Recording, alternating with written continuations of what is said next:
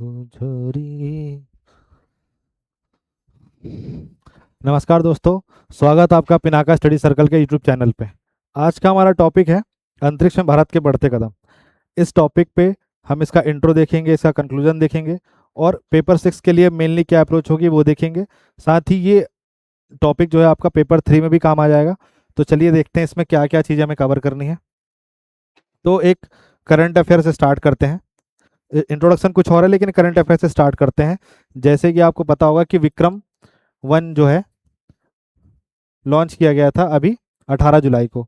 तो जो विक्रम 1 की लॉन्चिंग हुई थी, ये फर्स्ट प्राइवेट लॉन्चिंग थी। मतलब स्काई रूट एरोस्पेस एक कंपनी है जिसने विक्रम 1 रॉकेट लॉन्च किया था। इसका पर्पस ये था कि जो लो अर्थ ऑर्बिट है इसमें स्मॉल सैटेलाइट्स जो हैं वो लॉन्च किए जाएं और इनके वेरियस छोटे छोटे पर्पस होंगे, बहुत ज़्यादा बड़े पर्पस से नहीं लॉन्च किए जाएंगे। तो ये एक बहुत बड़ा कदम था कि जिसमें इंडिया में पहली बार ऐसा हुआ कि एक प्राइवेट सेक्टर है। जैसे आप एलॉन मस्क का जो हमारा स्पेस एक्स है वो आपका प्राइवेट सेक्टर में आता है नासा के अलावा, तो ऐसे इसरो के अलॉन्ग विथ इंडिया में जो स्काई रूट है, ऐसे और भी बहुत सारे प्राइवेट कंपनीज हैं जो कि अब काम करने लगी है किस फील्ड पे, सैटेलाइट लॉन्चिंग पे। तो ये तो हमने करंट जान लिया। अब हम ये देखना चाहते हैं कि इस टॉपिक को जब हम लिखेंगे एग्जाम में तो इसका हम इंट्रो क्या बनाएंगे। तो इसका इंट्रो ऐसा होना चाहिए जो इसको डिफाइन करता हो कि हम भारत में जो बढ़ते कदम है इसको डिफाइन कर रहा हो, और साथ ही साथ में उससे रिलेटेड भी हो, साथ ही साथ में एक स्टोरी भी ऐड हो। तो देखते हैं कि क्या हो सकती है वो कहानी। तो जैसे आपको पता होगा कि एक राकेश शर्मा जी थे जो स्पेस में गए थे। तो आप देखिए 1984 में जब राकेश शर्मा अंतरिक्ष से लौटे तब उन्होंने करोड़ों भारतीयों के मन में अंतरिक्ष के प्रति एक नया सपना जगाया था। उस समय भारत अंतरिक्ष विज्ञान की यात्रा के प्रारंभिक चरण में था। 4 दशक बाद वही सपना नई उड़ान भरता दिखाई देता है जब शुभांशु शुक्ला अंतर्राष्ट्रीय अंतरिक्ष मिशन का हिस्सा बनते हैं। एक्सियोम मिशन के थ्रू ये जाते हैं और भारत की वैज्ञानिक क्षमता और वैश्विक प्रतिष्ठा को नई ऊंचाइयों तक पहुंचाते हैं। यह केवल दो अंतरिक्ष यात्रियों की कहानी नहीं बल्कि उस भारत की यात्रा है जिसने सीमित संसाधनों से शुरुआत कर आज अंतरिक्ष विज्ञान, प्रौद्योगिकी, नवाचार के क्षेत्र में विश्व की अग्रणी शक्तियों में अपना स्थान बनाया।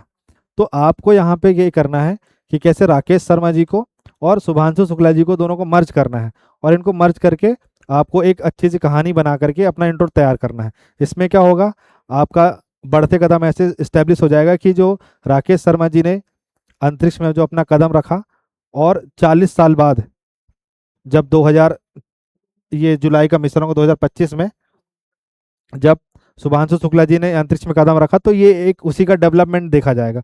तो इस तरीके से आप इसको हैंडल कर सकते हैं और अच्छे तरीके से एक इंट्रो तैयार कर सकते हैं जिसमें दोनों महान वैज्ञानिकों एस्ट्रो मतलब जो हमारे स्पेस के एस्ट्रोनॉट्स हैं इनका नाम आ जाएगा। तो इस तरीके से आप एक करंट अफेयर से भी अवगत रहेंगे और जो इनका प्रीवियस डेवलपमेंट था उससे भी। तो पहले भारतीय अंतरिक्ष यात्री जिन्होंने अंतरिक्ष की यात्रा 1984 में की थी। अब इसमें आप ये सब मत लिखना है कि इंदिरा गांधी से उन्होंने बात करी, इंदिरा गांधी ने पूछा कैसा दिखता है, ये बहुत अब पुराना हो गया है ना। तो नया कुछ लिखना। तो नया में ये अपना राकेश शर्मा जी और शुभांशु शुक्ला जी दोनों मिक्स हो जाएंगे। तो शुभांशु शुक्ला जी जो थे वो अंतर्राष्ट्रीय अंतरिक्ष मिशन के सदस्य थे एक्सियोम 4 के, जो 2025 में गया था। और ये जिस रॉकेट से गए थे ये एलॉन मस्क का ही जो स्पेस एक्स का रॉकेट था उसी से गए थे, फैल्कन 9 से, जो वापस RLV मतलब रीयूजेबल लॉन्चिंग व्हीकल है वो। तो ये चीज़ें ध्यान देनी है। तो आपको इतना पता चल गया कि इंट्रो कैसा बनाना है। इंट्रो ऐसा बनाना है आपको जो अंतरिक्ष में भारत के बढ़ते कदम को रिप्रेजेंट करे, साथ ही एक अच्छी स्टोरी को दिखाए। तो सबसे पहले आप राकेश शर्मा जी का जिक्र करिए और राकेश शर्मा जी से शुभांशु शुक्ला जी को जोड़िए, तो आपका इंट्रो एक बहुत अच्छा इंट्रो बन जाएगा। आगे देखते हैं कि इसमें वही जो मैंने पीछे आपको इंट्रो बताया उसी की थ्योरी है। आप इसको एक दो बार देख लेंगे, रिवाइज कर लेंगे तो आप इसको आराम से लिख सकते हैं। एक और स्टोरी है, अगर आपको ये लगे तो आप ये भी लिख सकते हैं, लेकिन पीछे वाली मैं आपको ज़्यादा प्रीफर करूंगा। तो ये तो हमने देख लिया कि इंट्रो कैसा बनेगा। तो जैसे ही आपका इंट्रो खत्म हो गया, एक एक पेज में आपका इंट्रो हो गया पूरा, 100 वर्ड्स का हो गया। अब आप आगे बढ़ेंगे तो आप कुछ बताएंगे कि इसरो आज का नहीं है, इसरो बहुत समय से मतलब जिस स्टेज पे आज हम इसरो को देख रहे हैं, इसरो हमेशा ऐसा नहीं था। कभी वो क्या होता था, एक साइकिल पर रॉकेट से लेकर ग्रहों तक, मतलब एक साइकिल पर अपना रॉकेट लेके जाते थे लॉन्च करने के लिए, और आज वो ग्रहों तक पहुंच चुके हैं, मतलब उनके चांद तक मिशन, आदित्य एल 1 सूर्य तक मिशन जा चुके हैं। तो वो एक डेवलपमेंट दिखाना है कि कैसे, जैसे आप सुनते होंगे प्रशांत किशोर जी ने कल चुनाव जीता, उन्होंने बोला कि मेरे पिताजी बैलगाड़ी चलाते थे और आज वो बांकीपुर के विधायक बन गए हैं, करोड़ 100 करोड़ से अधिक के मालिक हैं। तो ये जो दिखाता है कि कभी उनके पिताजी बैलगाड़ी चलाते थे, आज वो उस जगह के बांकीपुर के विधायक हैं। तो इसी तरीके से ये कहना चाह रहा है कि इसरो कहाँ पे एक समय साइकिल से लेके जाता था अपना रॉकेट, और आज कहाँ वह दूसरे ग्रहों तक पहुंच चुका है। जब उनसे फंडिंग मांगी गई थी, साइंस, मतलब जब हमारे विक्रम साराभाई जी जब फंडिंग मांगते थे, तो ये सब मजाक उड़ाया जाता था कि इन सब का क्या करोगे, कि अंतरिक्ष में जाके क्या कर लोगे, स्पेस में जाके क्या कर लोगे। तो आज उस सब का रिजल्ट दिखता है। तो हमें देखना है कि स्टार्ट कैसे करेंगे इसको इंट्रो के बाद। तो आपको लिखना है कि 1962 में इनकॉस पार बना, तो डॉक्टर विक्रम साराभाई के दूरदर्शी नेतृत्व में Indian national committee for space research का गठन किया गया। तो ये इसरो की, पहले जो जब इसरो 1969 में नहीं बना था, तो उसके पहले इनकॉस पार ही था। फिर इसके बाद 1969 मतलब 15 अगस्त 1969 को आपका इसरो बना, इंडियन स्पेस रिसर्च ऑर्गेनाइजेशन। तो इसकी स्थापना ही बहुत सीमित संसाधनों के साथ इसकी शुरुआत हुई, लेकिन देखते देखते कैसे इसने अपने साइकिल से लेकर के ग्रहों तक पहुंच गया ये। तो ये सब देखना है हमको। तो ये आप बेसिक इसका इंट्रो लिख सकते हैं। इसके बाद आइए कि कैसे मतलब स्टार्ट होती है यात्रा, कौन लोग इसको स्टार्ट करने में अपनी भूमिका देते हैं, इसके साथ ही साथ इनके पास कौन कौन से मतलब ऐसे थे, एडवांटेज नहीं थे जो इनके पास, लेकिन फिर भी इन्होंने उस अभाव में काम किया। तो आपको बहुत अच्छे से इनका नाम पता होगा कि इसकी शुरुआत कैसे होती है। भारत की अंतरिक्ष यात्रा की शुरुआत होती है 1975 में आर्यभट्ट उपग्रह के प्रक्षेपण से, जो कि इंडिया से नहीं बाहर से लॉन्च किया गया था। तो पहला उपग्रह आर्यभट्ट जो है सोवियत संघ की सहायता से लॉन्च किया गया था। फिर उस समय चुनौतियां क्या थी कि सीमित संसाधन, तकनीकी चुनौतियां तथा वैश्विक प्रतिस्पर्धा के बावजूद प्रगति। तो आपको ये बताना है कि कैसे, मतलब आपको बताना है कि मेरे पास पैसे नहीं थे, मैं टेस्ट सीरीज नहीं दे पाता था, और मैं कभी कभी स्टेशन में सो जाता था, फिर मैं एसडीएम बन गया। तो ऐसी कहानी होती ना, वैसी ही, मतलब ये तो सही वाली कहानी है। तो इसमें इसरो के सामने जो सही वाली कहानी है कि इसरो अपने पास खुद का, उसके पास क्या नहीं था, रॉकेट लॉन्चर नहीं था, लॉन्चिंग स्टेशन नहीं था। तो आज क्या वो पिछले 2-3 साल पहले आप देखोगे 2017-18 की बात होगी, उसने एक साथ 117 रॉकेट लॉन्च किए थे। तो कभी वो दूसरों पे डिपेंडेंट था, यूएसएसआर पे डिपेंडेंट था अपनी लॉन्चिंग के लिए, और आज वही दूसरों की लॉन्चिंग करता है। तो वो वक्त वक्त की बात होती है। तो आप ये देखेंगे कि शुरुआत हुई थी 1975 में पहला रॉकेट लॉन्च होने से। फिर कहाँ से हुआ था ये बता दिए, चुनौतियां उस समय ये थी।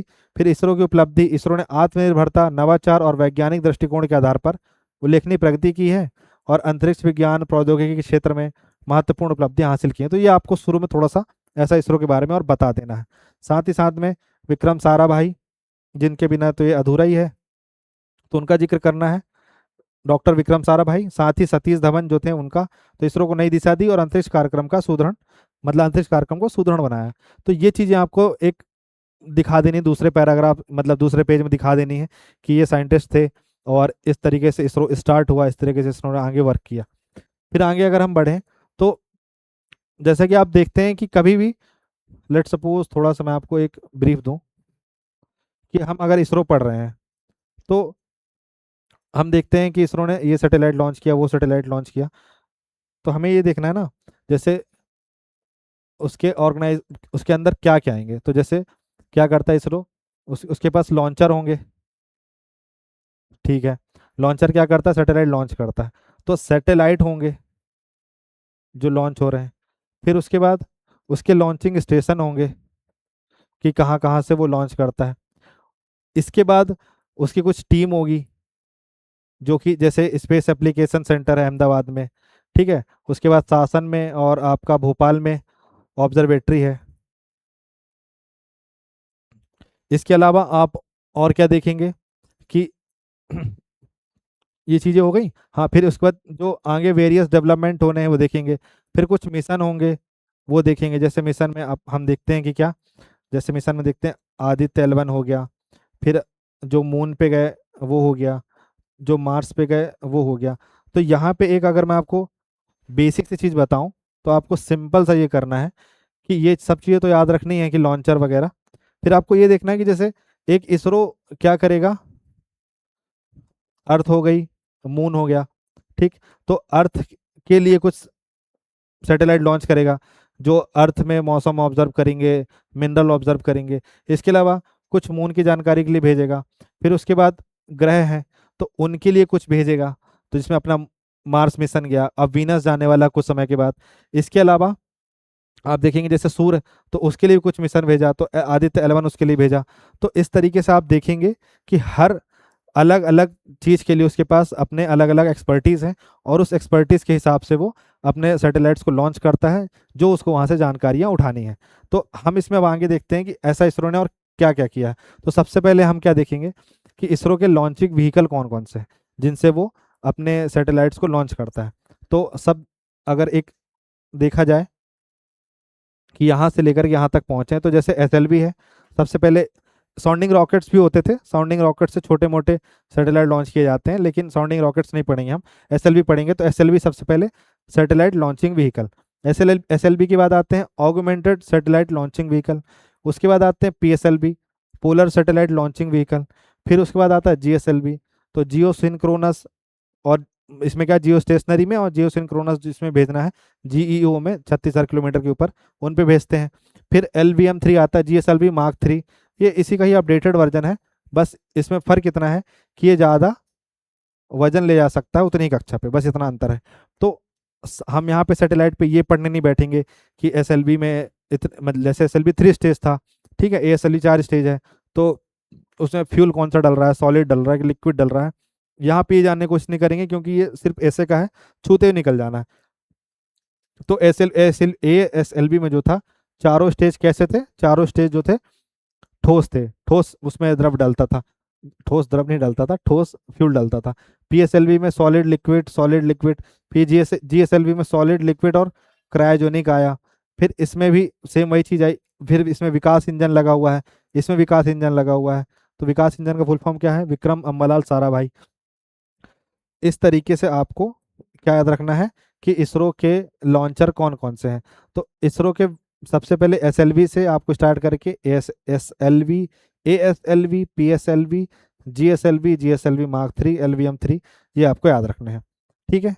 फिर उसके बाद आपको और क्या करना है, इसमें बेसिक थोड़ा सा लिख सकते हैं कि पहली बड़ी उपलब्धि ये थी कि एएसएलवी, फिर एएसएलवी, फिर पीएसएलवी में आ गए, फिर जीएसएलवी, फिर LVM-3, इसी को मार्क 3 भी बोलते थे। और क्रायोजेनिक इंजन तकनीक में आत्मनिर्भरता प्राप्त करना भारत की एक महत्वपूर्ण उपलब्धि है।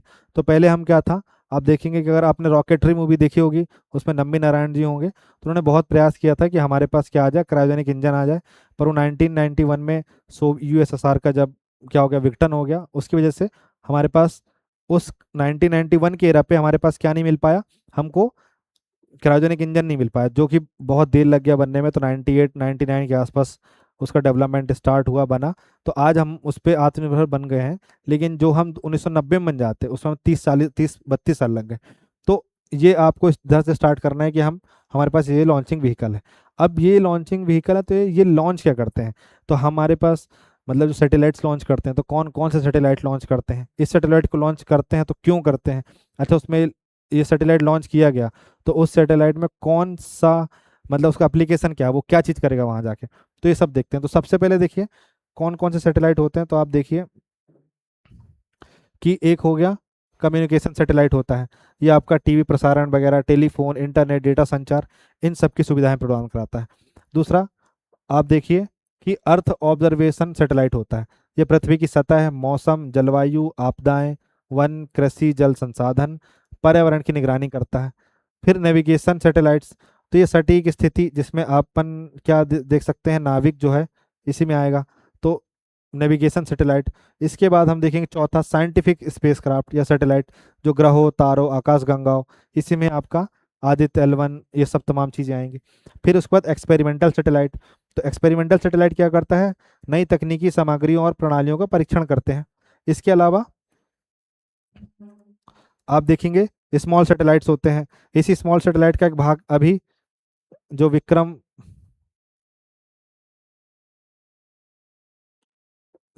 1 है उसको भेजा गया, ठीक है, स्मॉल सैटेलाइट्स। फिर स्टूडेंट सैटेलाइट्स, छात्रों द्वारा डिजाइन और निर्मित उपग्रह, तो जैसे बड़े बड़े स्कूल्स होते हैं जहाँ पे ऐसे प्रोजेक्ट्स दिए जाते हैं, और उस प्रोजेक्ट्स में ऐसे स्मॉल सैटेलाइट्स इसरो के द्वारा, जैसे इसरो प्रोजेक्ट चलाता है या फिर अटल टिंकरिंग लैब के थ्रू सब चीज़ चलती हैं। तो छोटे छोटे सैटेलाइट्स बनाते हैं स्टूडेंट और उनको लॉन्च किया जाता है। तो हमने ये देखा इसमें कि इसरो कौन कौन से सैटेलाइट्स लॉन्च करता है, किस किस टाइप के लॉन्च करता है, कौन कौन सी किया अभी देखेंगे। तो इसरो ने लॉन्च किया कम्युनिकेशन सैटेलाइट, उसने लॉन्च किया फिर अर्थ ऑब्जर्वेशन सैटेलाइट। अब कम्युनिकेशन सैटेलाइट के अंदर उसने कौन कौन सैटेलाइट लॉन्च किए, जैसे जी सैट हो गया, ये सब लॉन्च करता है, जिससे जो हम जैसे हम इतने एचडी में टीवी देख पाते हैं ना, इसी जी सैट की वजह से देख पाते हैं। नहीं तो पहले वो एंटीना रहता था, छत में जाते थे ठीक करते रहते थे। तो जी सेट की वजह से वो सब चीज़ें खत्म हो गई हैं। तो एच डी में, 4K HD में, 8K HD में, इस तरीके इस क्वालिटी में हम वीडियोस देख पाते हैं इसकी वजह से। तो अब देखते हैं आगे हम कि इसी सैटेलाइट्स के अंदर कौन कौन सैटेलाइट्स भेजे गए इन सैटेलाइट्स के थ्रू। तो सबसे पहले हम देखते हैं जो अन्वेषण मिशन थे, जिसमें ये साइंटिफिक साइंटिफिक स्पेसक्राफ्ट जिसको बोल सकते हैं हम। तो तो उसमें अगर आप देखेंगे तो पहला आपको जैसे दिख जाएगा क्या, तो चंद्रमा के लिए मून मिशन भेजा गया।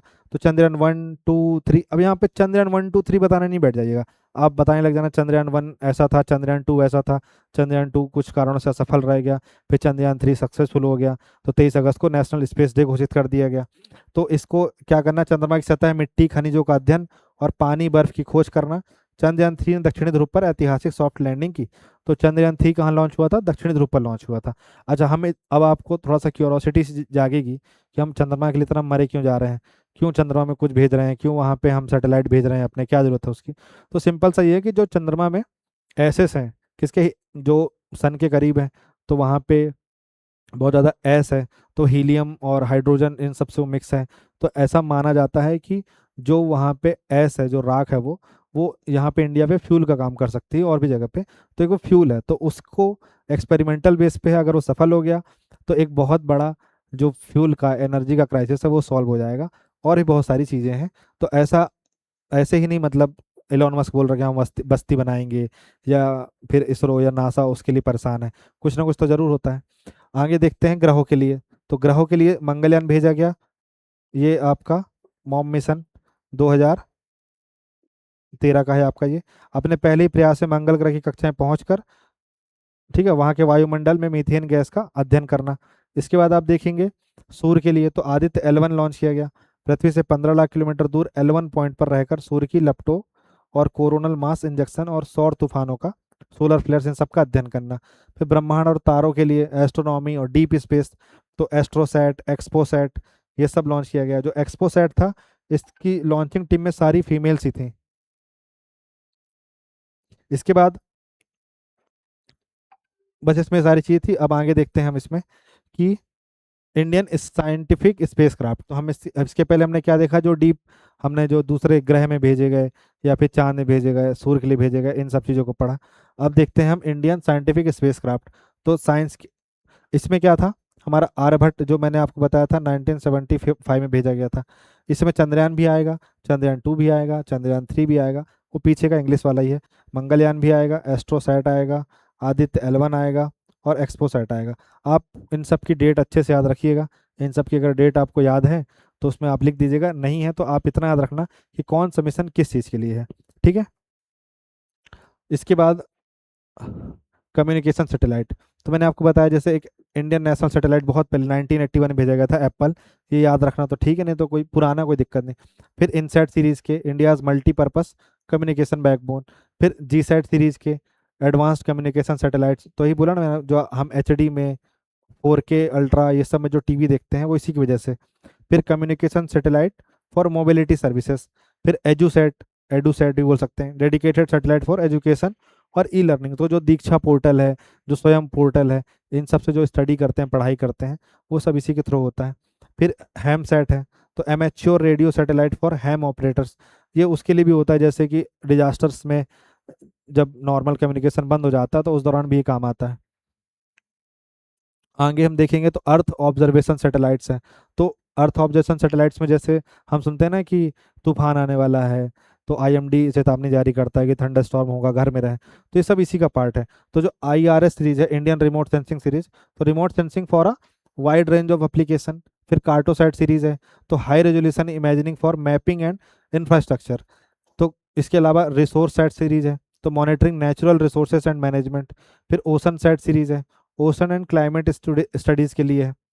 ठीक है। फिर इसके बाद रीसेट है, तो all weather day and night radar mapping करता है ये। फिर अर्थ ऑब्जर्वेशन सैटेलाइट का सीरीज है। फिर मेगा ट्रॉपिक्स है, सरल है, स्कैट सेट है, हाइसिस है। तो हाइसिस हाइपर स्पेक्ट्रल इमेजिंग करता है ये। तो आपको इसमें वेरियस छोटे छोटे याद रखने हैं, जैसे मेगा ट्रॉपिक्स याद रखना है, इसका स्कैट सेट याद रखना है, हाइसिस याद रखना है, और अर्थ ऑब्जर्वेशन सैटेलाइट याद रखना है। तो इसके माध्यम से आपको ये पता चलेगा कि अर्थ ऑब्जर्वेशन सैटेलाइट्स में क्या क्या आते हैं और ये काम क्या क्या करते हैं।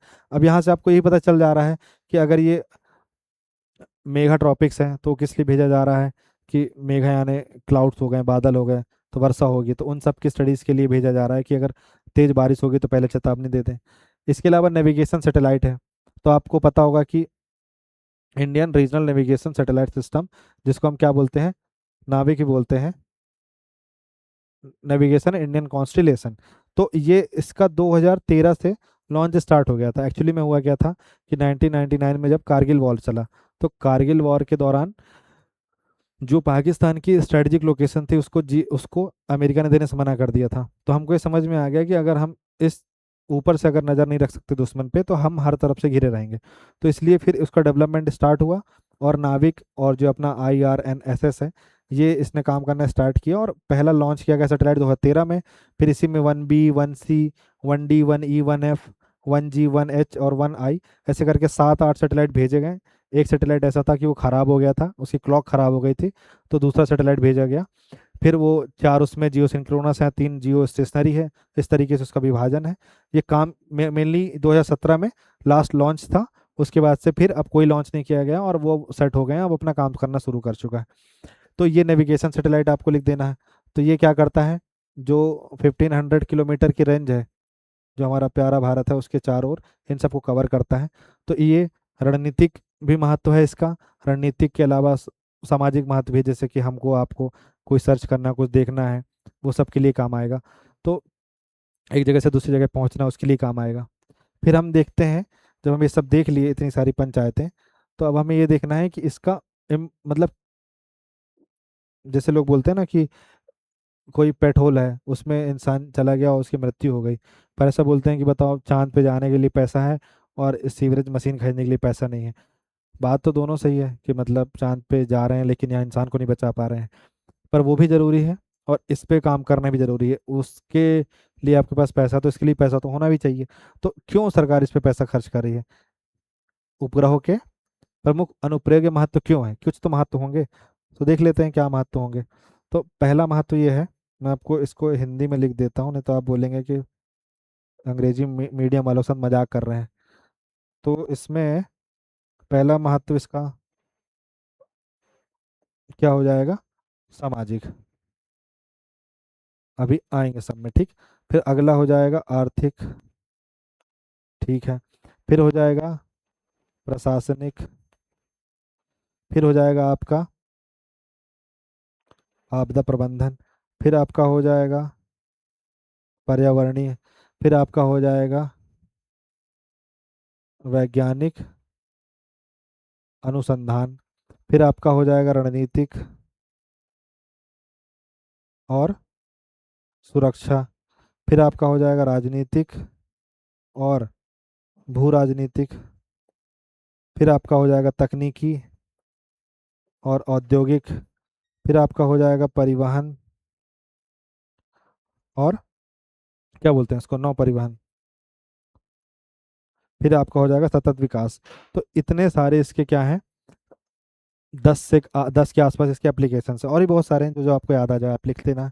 तो जैसे सामाजिक में आप देखेंगे कि दूरसंचार और इंटरनेट, DTH और टीवी प्रसारण, एडुसेड टेली एजुकेशन, टेलीमेडिसिन, डिजिटल सेवाओं की पहुंच, दूरस्थ क्षेत्रों को जोड़ना, आपातकालीन संचार। तो ये इसके सामाजिक क्या है, अनुप्रयोग है, सामाजिक महत्व है। फिर आर्थिक में देखेंगे स्मार्ट कृषि, मत्स्य पालन, खनिज अन्वेषण, जल संसाधन प्रबंधन, ब्लू इकोनॉमी, लॉजिस्टिक्स एवं परिवहन। फिर मौसम आधारित उद्योग, इंफ्रास्ट्रक्चर प्लानिंग। तो इन सब चीज़ों पे क्या करता है, ये मदद करता है, ये सब एप्लीकेशन है इसके। फिर प्रशासनिक में भूमि अभिलेख, जो GIS मैपिंग होती है उस पे काम आता है। टाउन प्लानिंग में तो जो स्मार्ट सिटी बन रही है, तो उसमें ये आता है कि आप इस क्षेत्र पे आपको बनाना चाहिए कि नहीं बनाना चाहिए, किस एरिया पे बनाना चाहिए, इन सब पे मदद करता है। फिर आपका जो परियोजना निगरानी है कि वो काम चल रहा है कि नहीं चल रहा है, ये सब देखता है।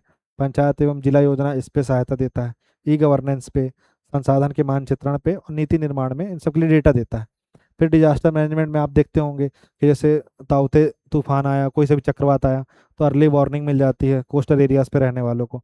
तो उस जानकारी से क्या मिलती है, जो उस क्षेत्र में लोग रह रहे हैं वो अपने क्षेत्र से हट के दूसरी जगह चले जाते हैं, ताकि डिजास्टर जो है उन्हें ज़्यादा हिट न कर पाए। तो चक्रवात पूर्व चेतावनी, बाढ़ निगरानी, सूखा मूल्यांकन, वन अग्नि निगरानी, भूस्खलन, सुनामी सहायता, सर्च एंड रेस्क्यू, राहत पुनर्वास, ये सब में काम आता है।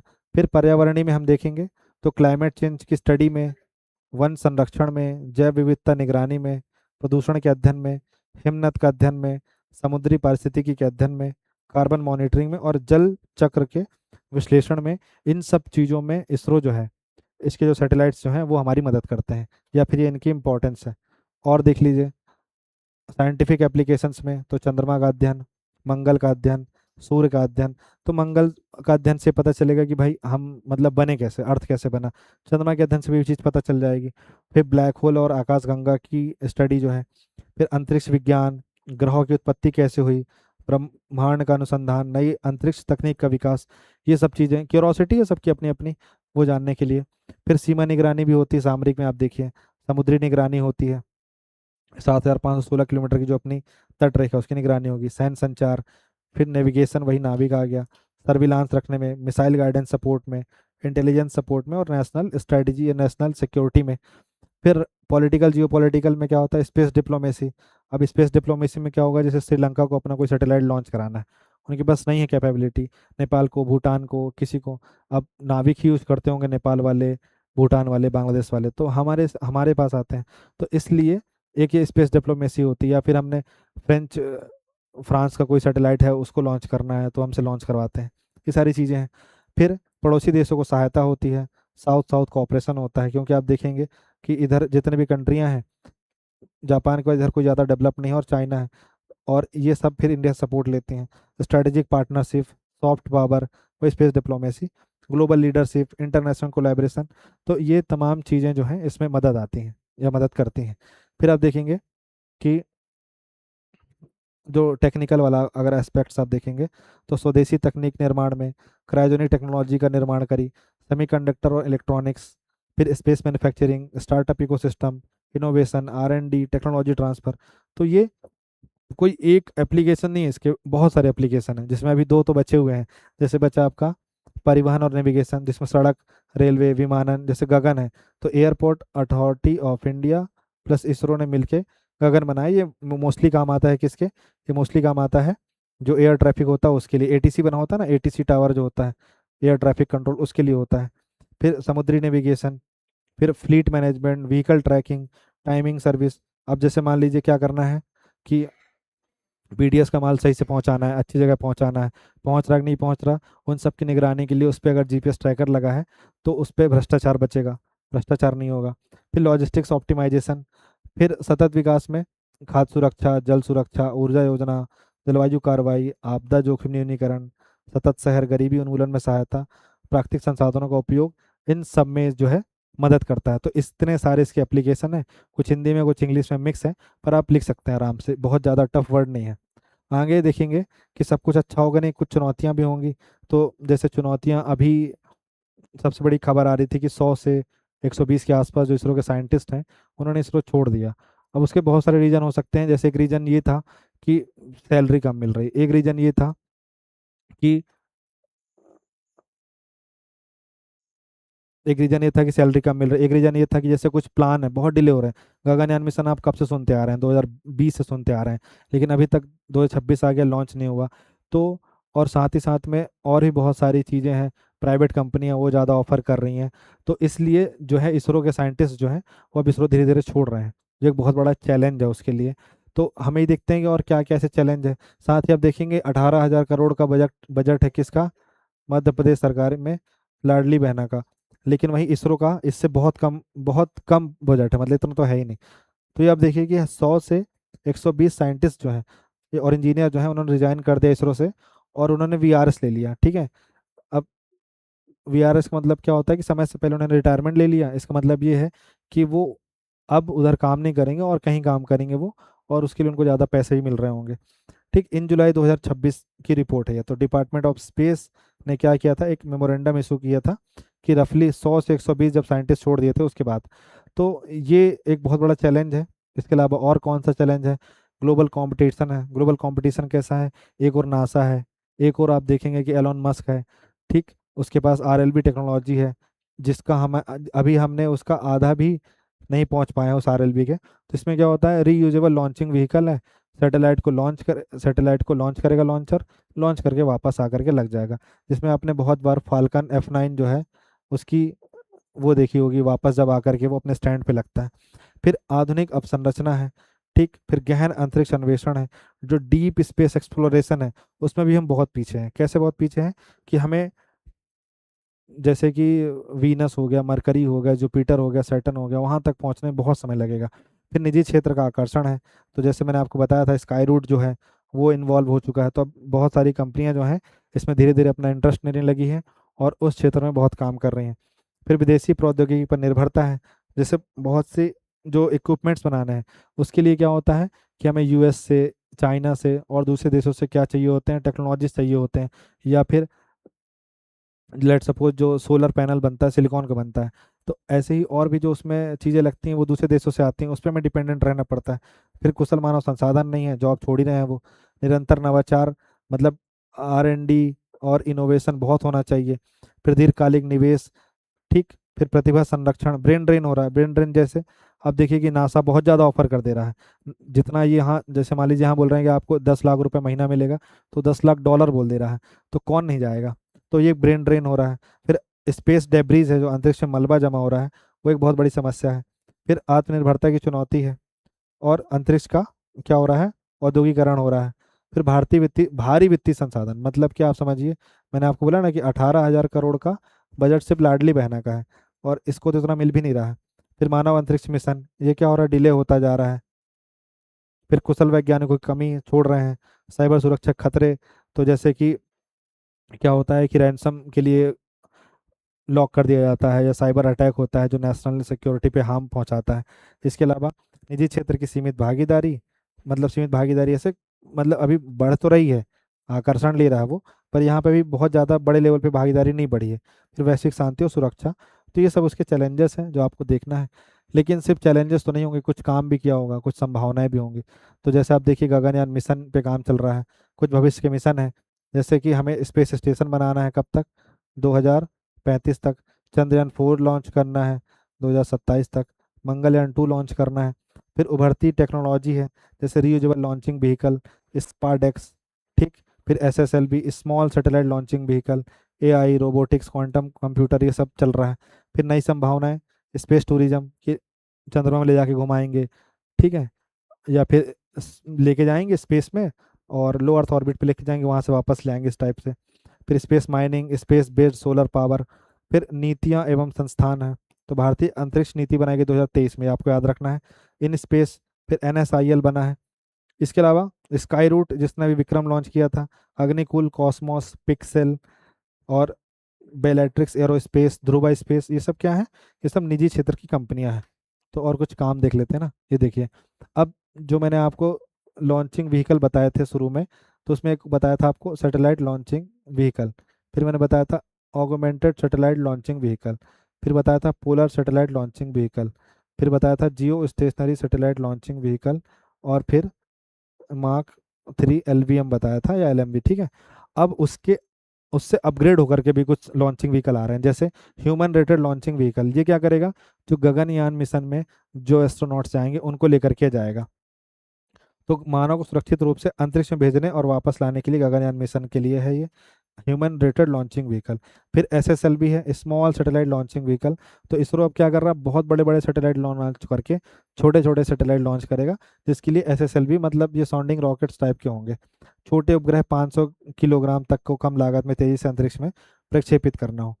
इसके अलावा रीयूजेबल लॉन्चिंग व्हीकल का काम चल रहा है, कि RLV बना रहे हैं। तो RLV बना रहे हैं, ये क्या करेगा, भविष्य में पुनः प्रयोज्य प्रक्षेपण यान के, मतलब बार बार जो हम, जो PSLV है, जितने बार उसको भेजोगे उतने बार नया लगेगा। ठीक है, जैसे आपके पास पेन है, यूज एंड थ्रो वाली पेन है, तो ऐसे यूज एंड थ्रो सैटेलाइट है, एक बार यूज हो गया फिर ख़राब हो गया, लेकिन आपके पास रिफिल वाली हो जाएगी, तो अब बार बार उसमें सिर्फ आपको फ्यूल डालना होगा और टेक्नोलॉजी सिर्फ एक बार लगानी है।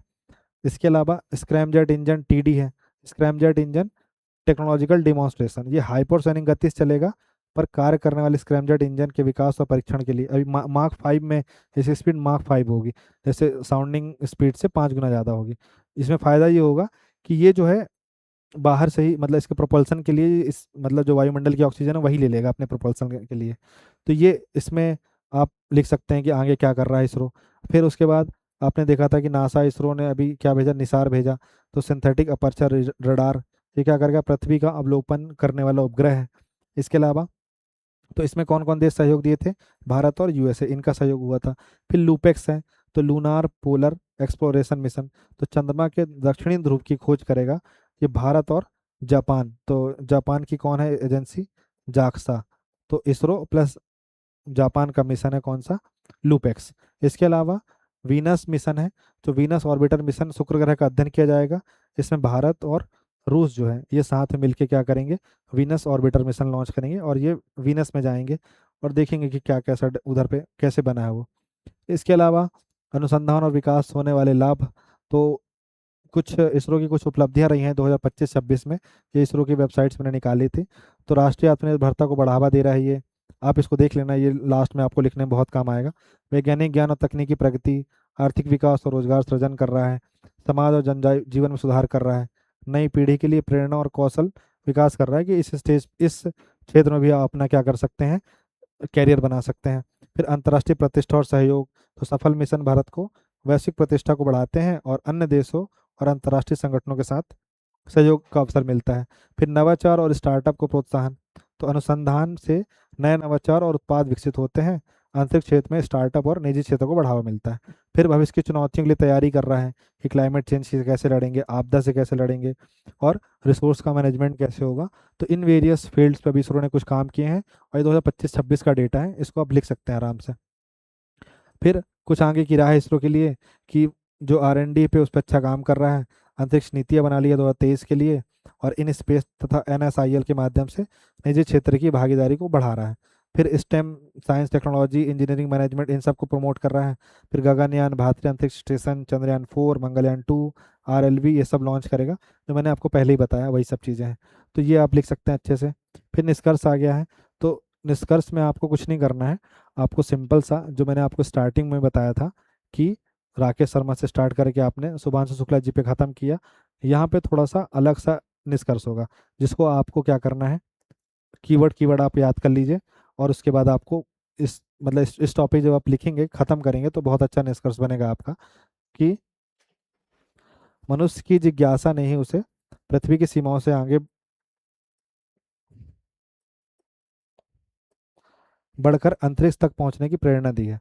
भारत ने भी इसी वैज्ञानिक दृष्टिकोण, नवाचार, आत्मनिर्भरता के बल पर अंतरिक्ष विज्ञान के क्षेत्र में उल्लेखनीय उपलब्धियां प्राप्त कर विश्व पटल पर अपनी विशिष्ट पहचान स्थापित की है। वर्तमान चुनौतियों का प्रभावी समाधान करते हुए यदि अनुसंधान, नवाचार, कुशल मानव संसाधन, निजी क्षेत्र की भागीदारी तथा अंतर्राष्ट्रीय सहयोग को निरंतर बढ़ावा दिया जाए, तो भारत न केवल एक अग्रणी अंतरिक्ष शक्ति के रूप में स्थापित होगा, बल्कि अंतरिक्ष प्रौद्योगिकी के माध्यम से मानव कल्याण, सतत विकास और विकसित भारत 2047 के लक्ष्य की प्राप्ति में महत्वपूर्ण योगदान देगा। अंततः भारत की अंतरिक्ष यात्रा केवल वैज्ञानिक उपलब्धियों की कहानी नहीं, बल्कि मानव जिज्ञासा, ज्ञान, अनंत संभावनाओं की निरंतर उड़ान का प्रतीक है।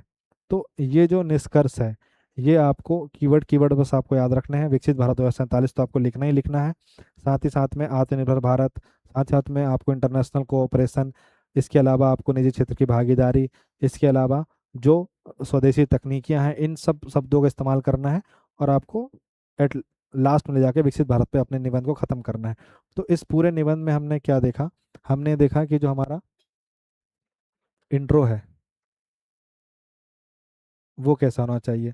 तो हमारा इंट्रो कहाँ से स्टार्ट होगा, राकेश शर्मा जी से स्टार्ट होकर के शुभांशु शुक्ला जी पर ख़त्म हो जाएगा, ठीक है। इसके बाद हमें देखेंगे कि एक जो थोड़ा सा बैकग्राउंड देखेंगे कि पृष्ठभूमि क्या रही। तो इन कॉस पार जो था, इन कॉस पार से लेकर के जो इसरो 1969 में बना है, वहाँ तक का देखेंगे। इसके अलावा हम क्या देखेंगे कि इसरो ने जो लॉन्चिंग व्हीकल है उसके वो कौन कौन से हैं। फिर इसके अलावा जो उसके सैटेलाइट्स हैं वो जो भेजता है वो कौन कौन से हैं। इसके अलावा हम ये देखेंगे कि सैटेलाइट जो भेज दिए उसने, तो ये हमारे काम क्या आते हैं, या इनके महत्व क्या हैं, या इनके अनुप्रयोग क्या हैं। फिर इसको देखने के बाद हम ये देखेंगे कि कुछ चुनौतियां भी हैं क्या। चुनौतियां जब देख लेंगे तो देखेंगे सरकार ने कुछ किया है क्या, तो कुछ वे फॉरवर्ड देखेंगे कि आगे की राह क्या है। इसको जब देख लेंगे तो फिर कुछ जो उसने डेवलपमेंट्स किए हैं इसरो ने वो देख लेंगे। फिर उसके बाद इसको देखने के बाद हम ये देख लेंगे कि जो आने वाली तकनीकी है भविष्य में, जो मैंने आपको बताया RLB TD ये सब, वो देख लेंगे। और उसके बाद फिर लास्ट में आप निष्कर्ष डाल के इसको कि मनुष्य की जिज्ञासा का कोई अंत नहीं है, और ऐसा करके आप उसको ख़त्म कर देना। तो आई होप सो कि आपको ये समझ में आया होगा। इस वीडियो के कमेंट में आप करिए, बताइएगा कि अगला लेक्चर आपको किस टॉपिक पे चाहिए, और जल्द से जल्द उस टॉपिक को लेकर के आया जाएगा। आई होप सो ये आपके लिए हेल्पफुल होगा। So thank you so much for watching this video. Have a nice day.